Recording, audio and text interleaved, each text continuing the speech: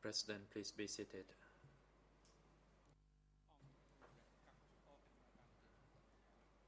The court is now back in session. And again, the floor is given to the co-prosecutors to continue putting questions to the witness. You may proceed, Deputy Co-Prosecutor. Thank you, Mr. President. I want to now talk about some events in Tria Village, Mr. Witness. Were you aware of an incident in Tria Village in which many Cham people were killed?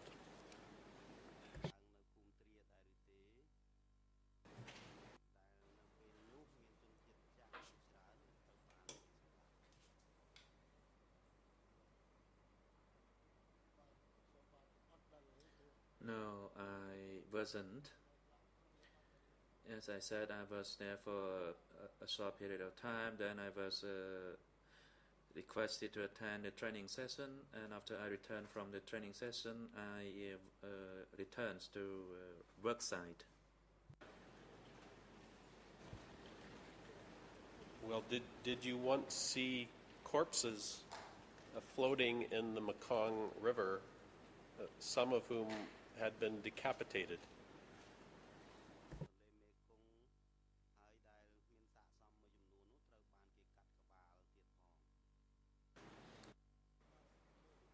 Yes, I did.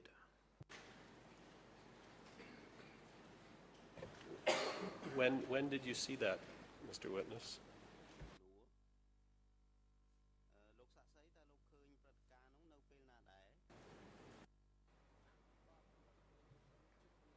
It was when I was on a motorboat. I want to read to you what you said in your OCIJ interview E3/375 at Khmer 00348-804, English 00360-763, French 00369-926. Question: while you were Krok Chamar District Committee, did you ever hear of smashing a group of women who were decapitated in Tria Village, Krok Chamar District? Answer: I knew that such smashing was conducted in Tria Village, but I did not know whether those people were female or male. End of quote. My question to you about this, Mr. Witness, how did you learn about the killings in Tria Village that you mentioned in this part of your interview?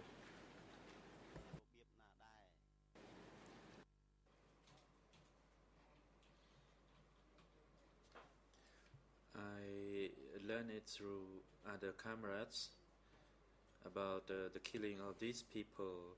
In fact, these people, from what I learned, involved in the rebellion, and I did not know how or where they were killed. Who was it that ordered the execution of the people in Tria Village?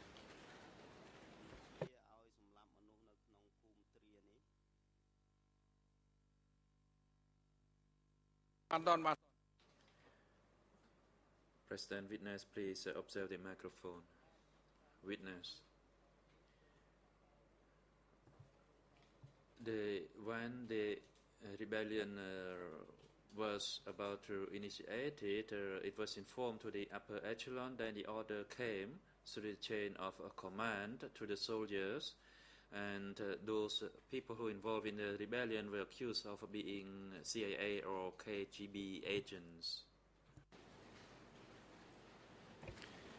You said a few minutes ago that you saw these corpses in the river when you were on a boat. Can you explain when this was? Why were you on the boat?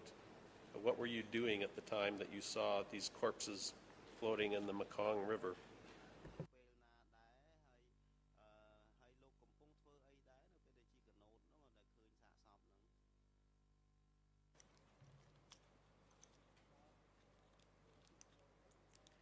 I was on a motorboat. We didn't dare to come to shore as we were concerned of being shot. Actually, the militia group shot one of the deputy district committee, and for that reason we didn't like to travel on road, and we took a motorboat.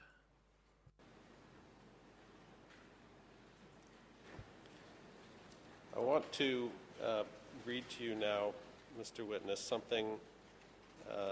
some testimony from Kapok's son, Kapik Vanak, from his OCIJ statement E3/35, Khmer 00340-569 through 570, English 00346-155, French 00367-727. And in this testimony, Kapok's son is describing a period when the center divisions under Son Sen arrived to purge the East Zone, and his father was called to a meeting with Pol Pot. I quote, "When my father returned, I asked him what happened. He replied there was a strange matter because Brother Pol Pot saw the floating corpses were caught up in front of his office, so he ordered an immediate investigation. After my father returned home, he ordered a division chairman named Chai to lead an investigating group over these floating corpses. The investigation found that the Cham people had been arrested, placed in the boats, and then were beheaded before they were dumped into the river. That event took place in Krochamar district, opposite from Stung Trong district. The intervention unit of the center, led by Pin, was involved in that killing. After receiving the result, my father made a report and sent it to Office M870. And continuing on the next page of the same interview, quote, "The zone sent the report to the upper echelon about the sweeping clean of the Islamic people in Krochamar. That was why there were floating corpses." End of quote. Mr. Witness, did you know about or hear about the incident that is described in this interview by Kai Pak's son?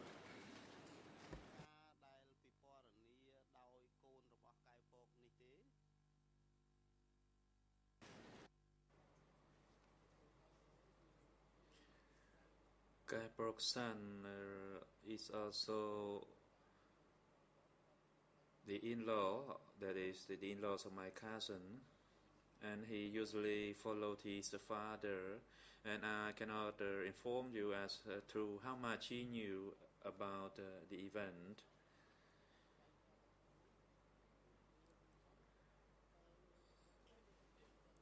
It is his father who knew about all the events that happened within the zone.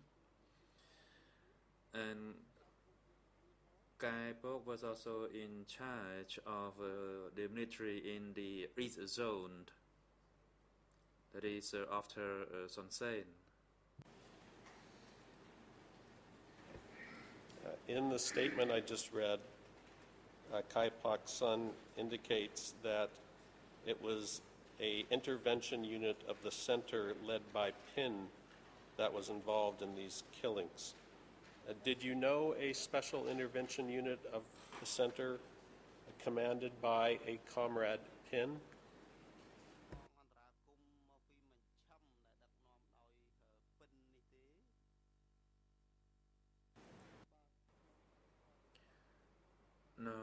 I do not know the center force of Pend. I know about the soldiers under the command of Kung.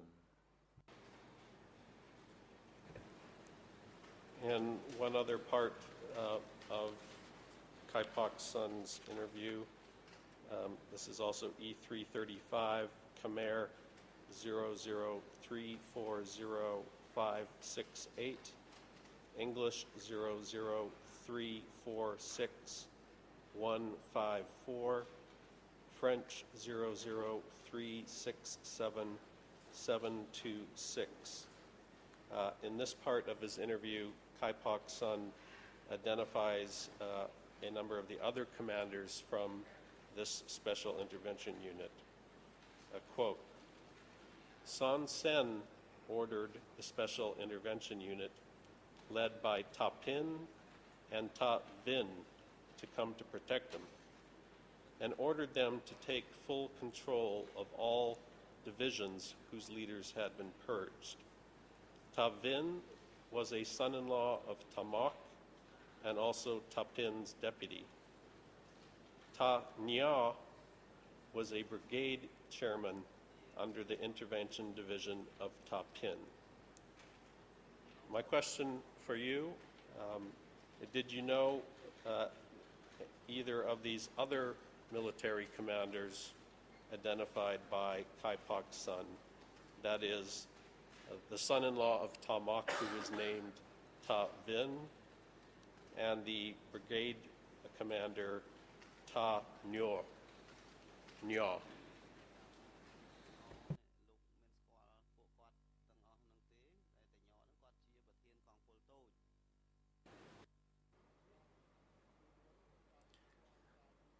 I know Wind, that is after the separation and after the Vietnamese came to Cambodia, and he was the son-in-law of Ta Mok, and I do not know the other person.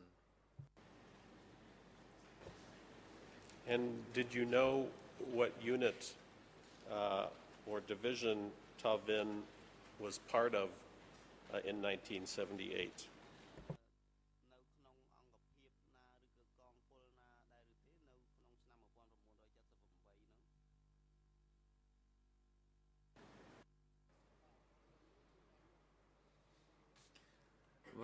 One was a deputy commander of the Central Army, and Ping was his superior.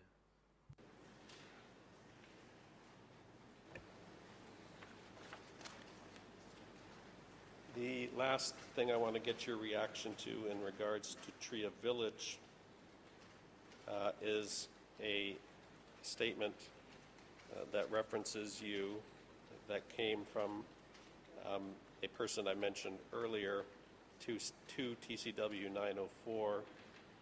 This was the Cham who worked as a sub-district clerk in Tria Village. And in interview E3/5196, E3/5196, Khmer ERN 00204-456, English 00223-088, French 00274-740. This witness said the following, quote, "The security office was built in the village under the supervision of Ho, a Khmer from the other side of the river, the Central Zone. This man was in charge of the arrest of numerous Cham people." End of quote. And on this same pages, he goes on to describe a 2-week period during which Cham people were sent to Tria Village. Mr. Witness, I'd like to give you the opportunity to respond to what this witness has said. And specifically, I would like to know whether you yourself had authority to decide on the arrests of Cham people, or whether that was a matter that could only be decided at the sector zone or center level?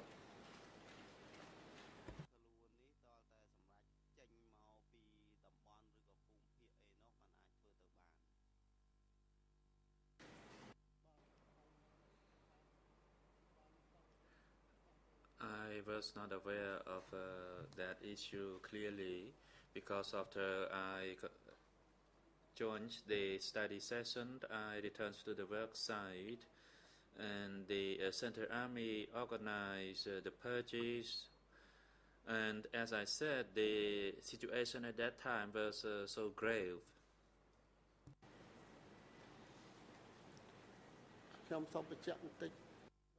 I also would like to add that I was reassigned to the North Zone and people were evacuated to Krochma. Because the army could not control them, and that's why it happened.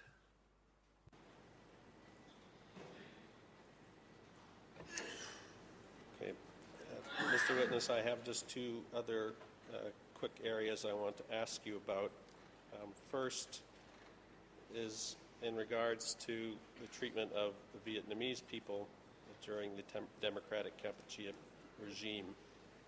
Can you tell us what you know about the treatment of Vietnamese people, what happened to the Vietnamese during the Democratic Kampuchea regime?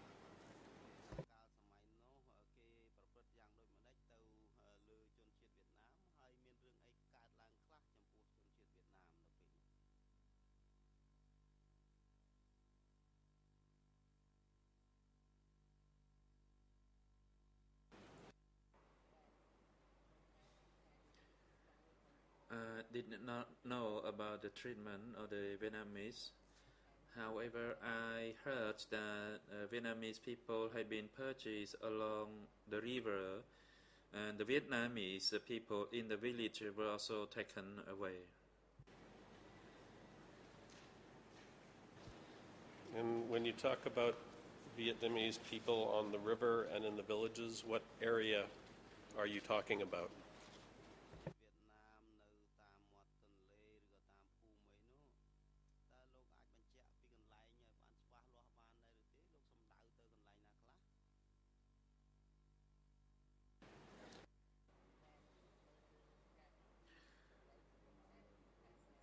I was told it was at Samrong San, that is along the river, where the Vietnamese people actually lived and did their fishing there.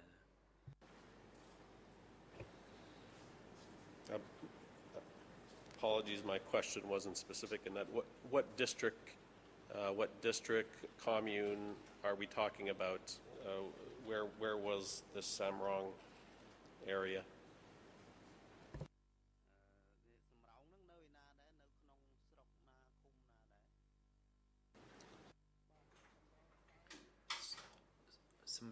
Samrong San was located in Kampong Chhnang province.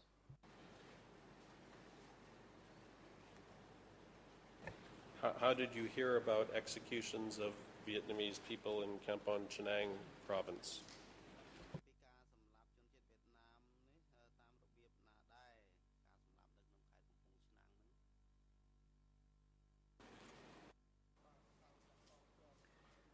I heard it from soldiers who came from the area, and they said that Vietnamese had been killed and dropped into river.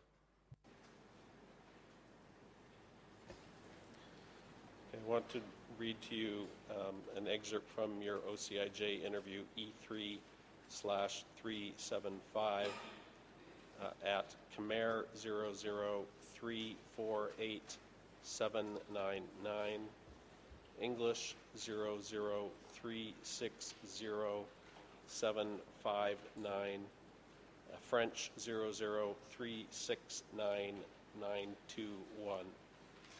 You gave the following testimony in that interview. Question: were there any purges of the Vietnamese? Answer: all Vietnamese were executed. I did not know for sure if this execution was the policy from upper echelon or not. However, not only all Vietnamese were executed, but also the Khmer in the north, Kampuchea Krom, who had been educated by the UN and returned to work as the Khmer Rouge cadre, were smashed. End of quote. What I want to clarify you with, Mr. Witness, in this statement, you refer to, at least in the English translation, Khmer in the north, and in brackets it says Kampuchea Krom.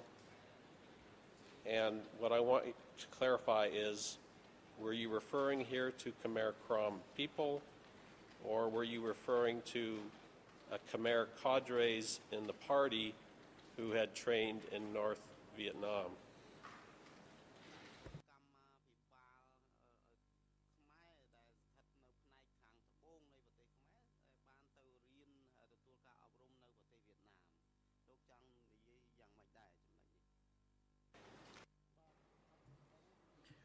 To my knowledge, at my location, there were Khmer cadres who had been trained in Vietnam. They were part of the so-called Labour Party. And when the Vietnamese entered Cambodia, they were part of the force to build its own force on the ground. And later on, they had been purged.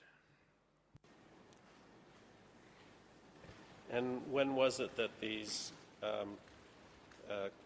cadres who had trained in Vietnam, when was it that these people were purged?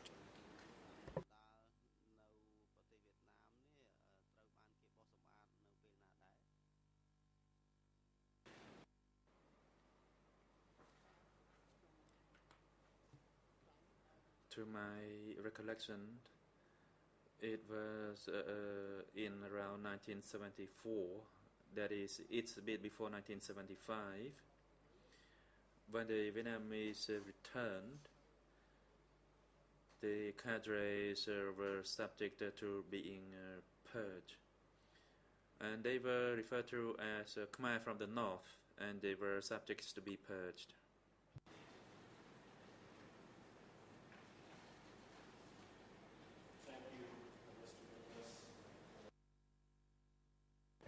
Thank you, Mr. Witness, for answering my questions today. We have no further questions, Mr. President.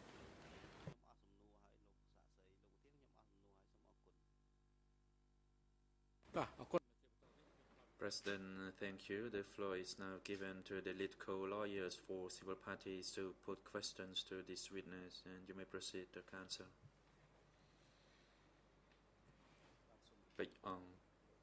Good afternoon, Mr. President, Your Honors. Good afternoon, parties, and everyone in and around the courtroom, particularly the civil parties. And good afternoon, Mr. Witness. My name is Bạch Ong. I am a national lead co-lawyer for civil parties. I have some supplementary questions to put to you. I refer to one of your interview, that is E3/375, the Khmer EN 0034-8800, English 0036-0759, and French 0036-9921. You were asked a question, and allow me to quote: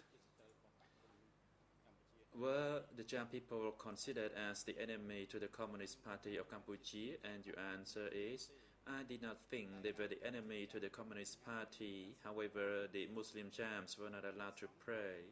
Even the Buddhist monks were not allowed to chant. At that time, all religions were abolished. Only the Communist Party of Cambodia was to be paid respect for. The Communist Party loathed Buddhist monks and monarch the most. End of quote. In relation to the last sentence that the Communist Party loathed the Buddhist monks and the monarch the most, what is the reason for you to make that statement? President witness, please hold on, and Councillor Copper, you have the floor. I think, Mr. President, we have now firmly established a practice that first questions in general should be asked, and subsequently the witness can be confronted with his own WRI. However, the civil party lead co-lawyer goes straight to his WRI, reads something, and asks then subsequently to confirm. I don't think this is a practice anymore here.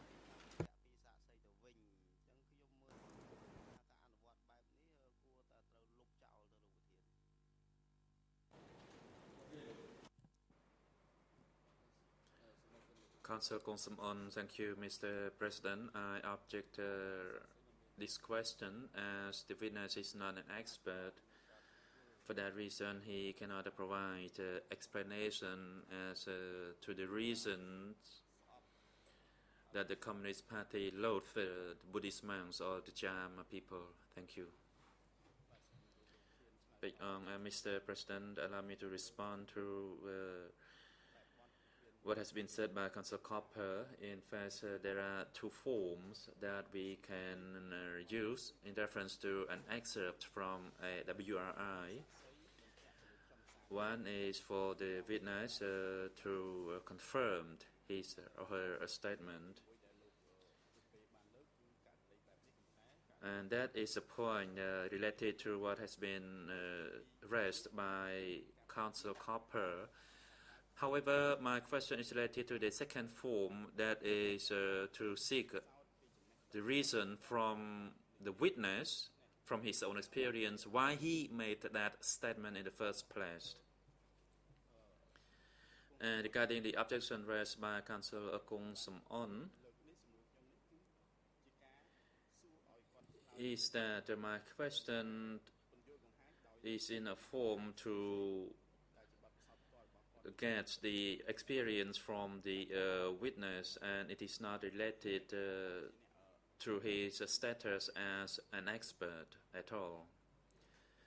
President, the objections raised by the two defense teams are sustained, and witness, you do not need to respond to that question.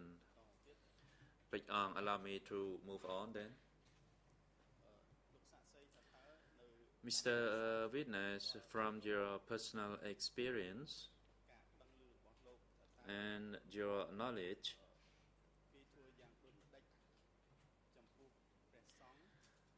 what and how did they treat Buddhist monks and those who were related to the monarch?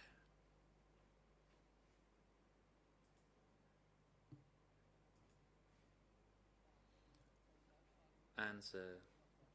Yes, I know a little bit about that, about the monarch and the Buddhist monks who were considered enemies of the parties. As they said, the monks were lazy, did not do any labor, and only begged for food. And they were in a different status from the peasant who engaged in the resistance. Question. Did you attend any study session where you obtained the information that is on the very topic that you spoke about? Answer. No, I did not. However, at that time my wife was pregnant, so I went to Kampong Cham, and I was told that Sihanouk and his wife was placed at the Kampong Cham, and asked why the king was detained there. And I was told that they loathed the monarch and they wanted the king to work in a rice field. And I had one of my relatives who was chief monk and who was killed. Questioned about Your relative who was killed, what was his name? President, Mr. Witness, please observe the microphone. Witness. His name was Ong Hong alias Kok. Question, and which year was he killed? Answer, it was during the purging year, that is at the end of 1978. He was smashed. And soon after that, Son Sen called me to attend a study session, and he asked me to provide my detailed biography, and later on he said that I told him a lie, as one of my relatives was smashed by the upper echelon. For that reason, he reassigned me to work, to go back to work for UN. However, he said that cadre should not be concerned, as the parties would not smash anymore. And that's how I learned about the smashing of my relative. Thank you for your explanation, and allow me to now go to the event that took place in Krochma district.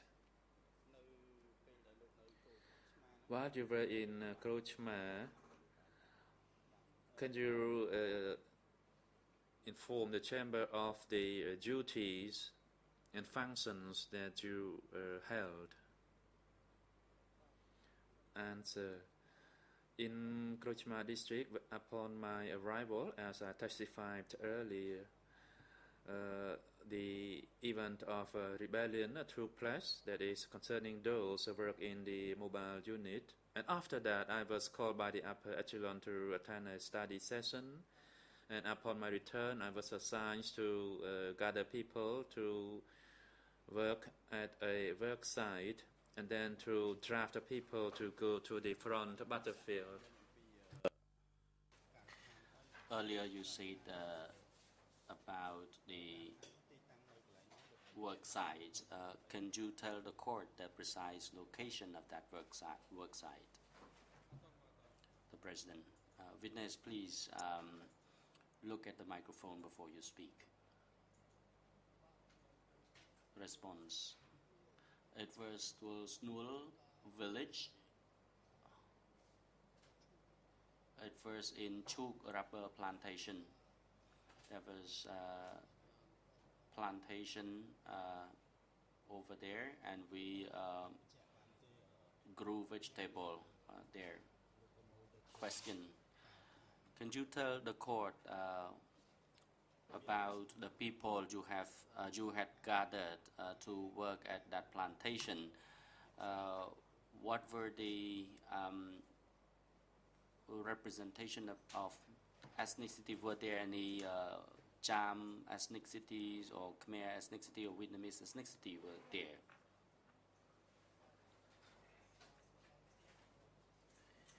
Response. I at the time asked the committee to gather all peoples regardless of their ethnicity to come to grow vegetable in order to give the supply to the frontline soldiers. Question. Could you tell the court how many people you gathered at the time? Response.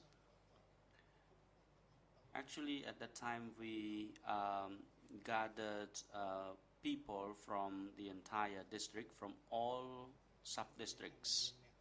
Question.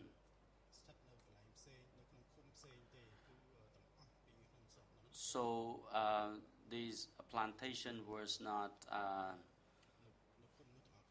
I mean that was the only locations in your localities that people will gather. Is that correct? Response. Yes, that is correct. In gathering the people, Son Sen instructed that once we gathered the people, we had to first of all recruit people to join the army so that they could be sent to the front line. Question. So you said that you gathered the people from all sub-districts, but you did not mention specifically as to how many. To your estimation, how many people did you gather at the time? Response. No, I did not know the exact number.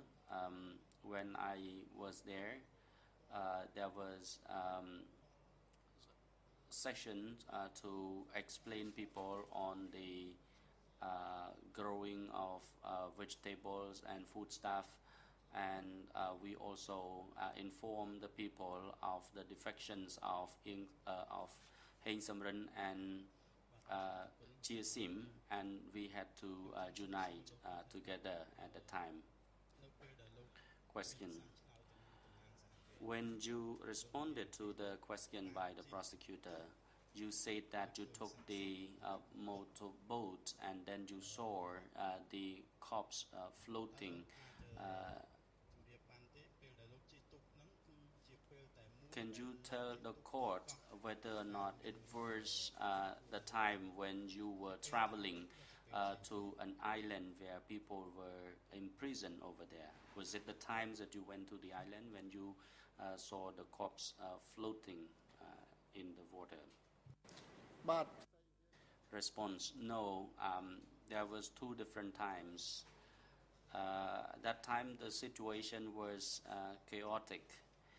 At that time the militiamen came. I did not know who was who at that time, and as for the cops, we could not recognize them either. I did not know whether they were from the militia group or from the soldier. Question. Just now you said that the 09 militiamen came down. Could you please expand on that a bit?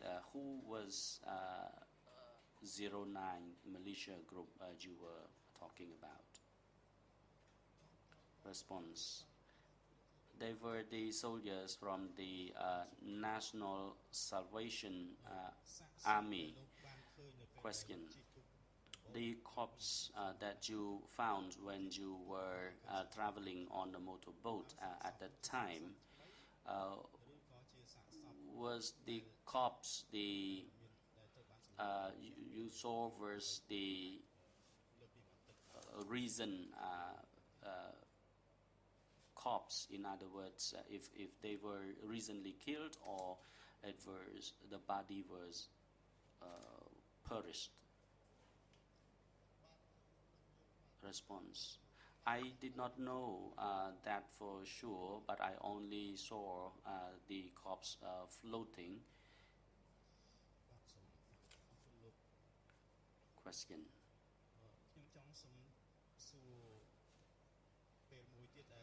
I would like to now talk about a time when you were taking the waterboat to the island where people were imprisoned over there.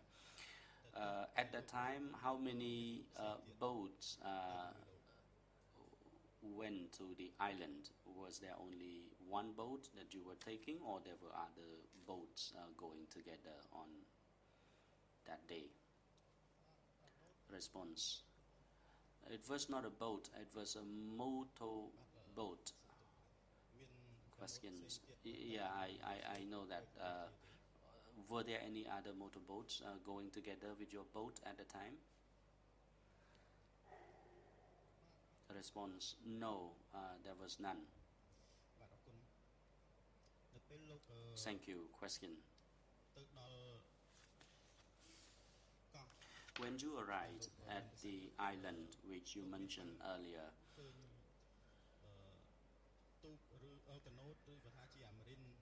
did you see any other motorboat or marine boat of the soldiers? Did you see any of them at the island? Response. In my observation at the time, there were boats of the armies. Of course, there were the presence of armies over there, and they could not swim to the island. They came by boat. Question. So, can you tell the court, were there many motorboats, or there are few motorboats or so? And did you know that they had arrived before you got there? Response. Yes, they had arrived before I got to the island. Question. When you and others got off your boat and you went to the island, could you tell the court who were accompanying you from the water boat to the sub-district office or the office on the island? Response. All of us got out of the boat and then we went onto the island, around 10 of us altogether. Question. Can you recall the names of those who were joining the trip with you? Can you recall any of the names? Response. No, I do not recall all the names, but only 2 or 3 who were the members of the district committee. Question. Can you tell the court who they are, whom you can recall? Response. Ao, On, and Sim. Question. How about the soldiers who had arrived at the island before you? To which organization was the armies? Did the army belong to? Response. They were the soldiers of the center. They were the special force under OMQ. Questions. Were there any soldiers from the district among them? Response. Yes, there were. Question. Did you meet any of the representative of the army personnel at the time when you were on the island?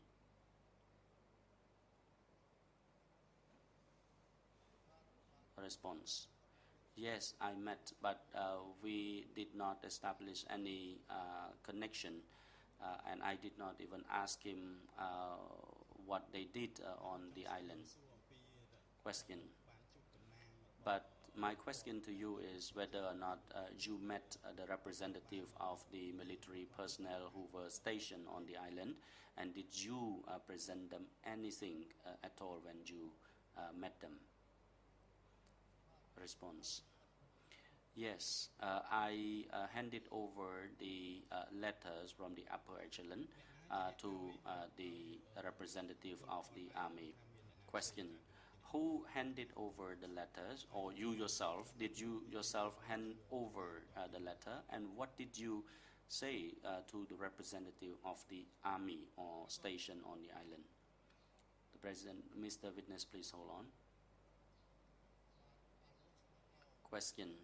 At that time, a man by the name of Ao, he was holding the letter, and he handed over that letter to the military personnel over there, and I only oversaw it. Question. So when you and your colleagues got off the boat and you went to the island, so can you tell the court if there were any members of your delegation holding the writing pad or a book or pen in order to take note the minutes of the discussion or your visit to the island?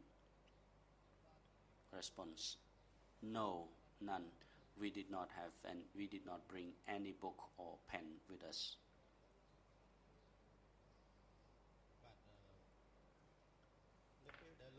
Question. When you got to that sala, you said it was like a school. Could you tell the court of the specimen of the school, was it a multi-story building or it was only one-story building?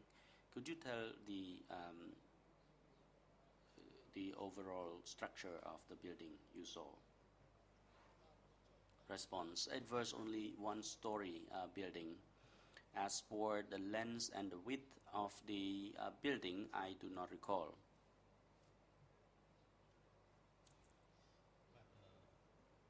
Question. Thank you. But can you tell the court the approximate size of the building? How many, for example, square meters to your estimation?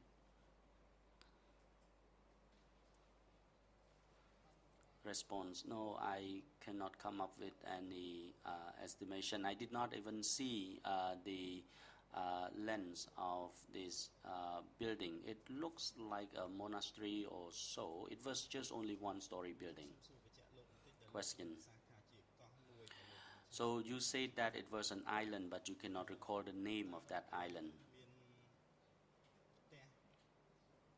So my question to you is whether or not there were houses, like residential houses or trees or anything around the buildings that you went to. Response. When I got there, I did not see any houses. I only saw sugarcane plantation, trees, and potato plantations, but I did not see any houses there. Question. When you talk about sugarcane, was it a big plantation or only a few sugarcane trees? Response. On that islands, there were different kinds of crops. Questions. So you said that it was an island. Was it called an island? People over there call it an island, or you observe it by yourself because water was surrounded this location? Response. We could see by our own eyes that it was an island. Questions. Is that location surrounded by water all over the directions, or only just one side? Response. I only saw it from one side. Question. So you only saw it from one side. As for the other side, you did not see it, whether or not it is surrounded by water. Is that correct? Response. Yes. Question. Would like to now ask you on the people who were in the building or in that sala. You said that you saw people in that building. Can you tell the court whether or not they were only male or female, or a combination of male and female staying in that building? Response. There were male and females staying there together.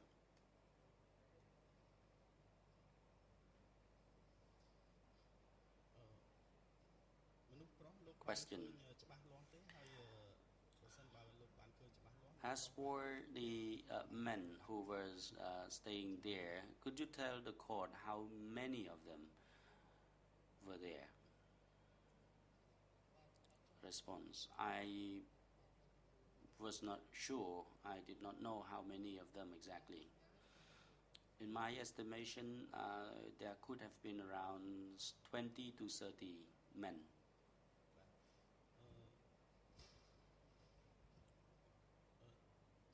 Question. Did any one of your delegation visited the building or the prisoners who were imprisoned in that building? A response: that I do not know.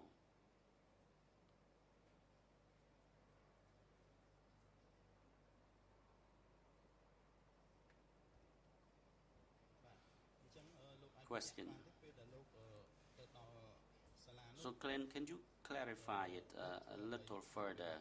When you got to that sala, what did you do precisely over there? Response: I went to only look at it and then I came back.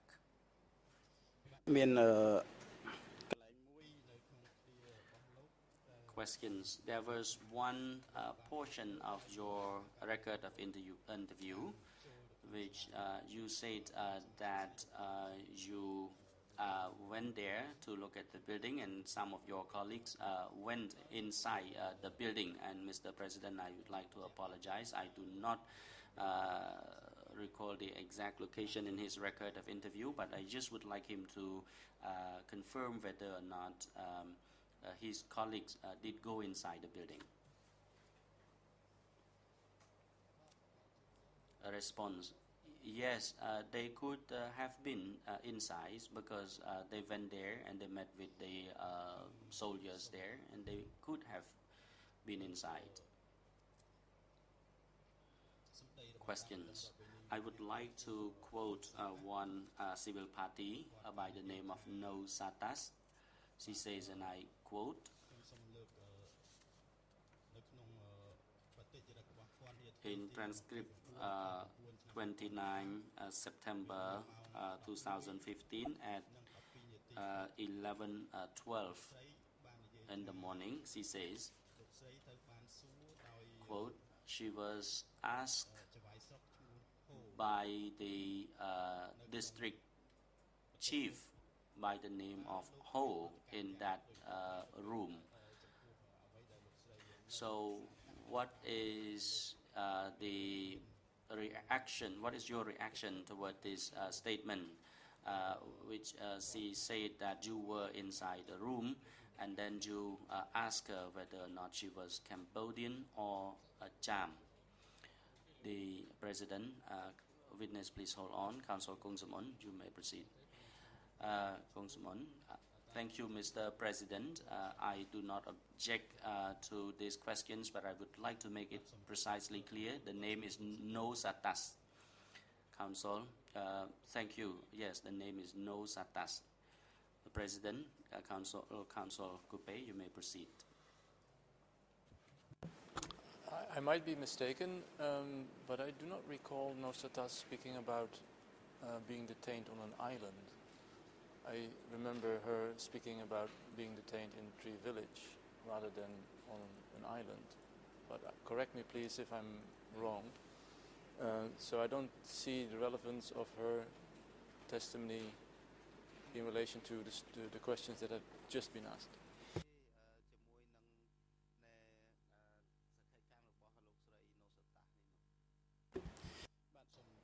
Counsel Panyong, Mr. President, just now I asked the witness about an island which the witness mentioned. Actually, he said it was an island, but actually he only saw one side of that location, which was surrounded by water, and he saw trees and plantations over there. So my question was for him to react on the statement made by the civil party. So whether or not it was an island or not, it is not my main focus. I just simply would like to ask him to react to the statement by the civil parties that the witness in question actually went inside the buildings and interviewed or asked one of the prisoners over there.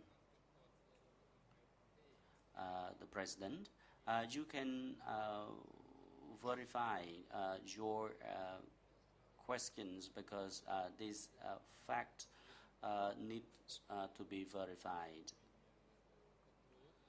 Was it a school building or it was the monastery?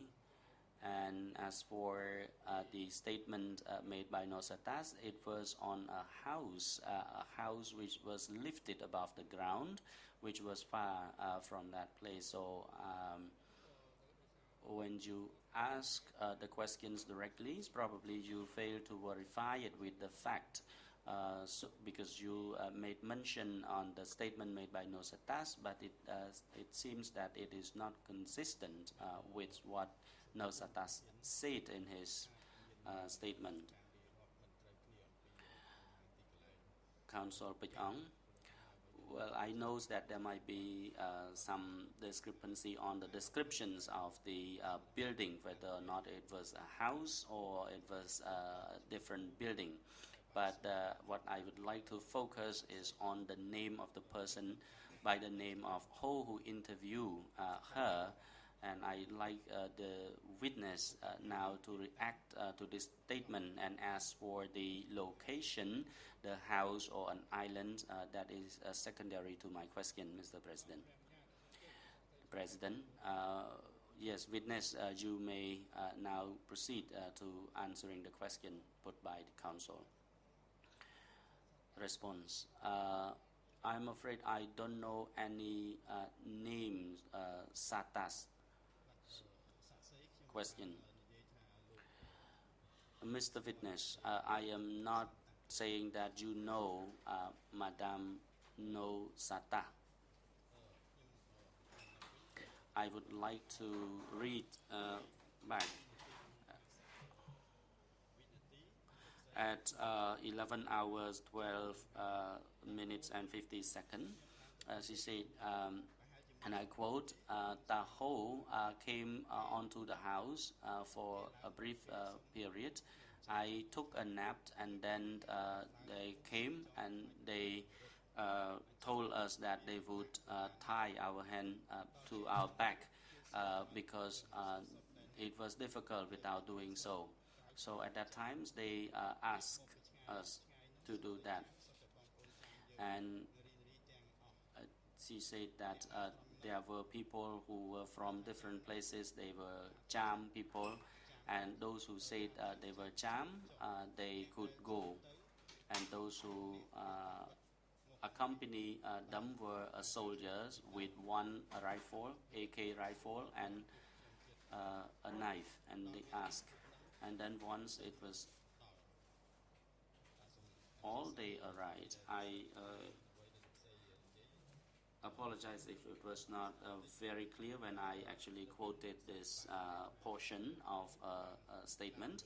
But what I'd like to tell the witness that Comrade Ho went onto the house. So I would like you to confirm whether or not you actually went up to the house.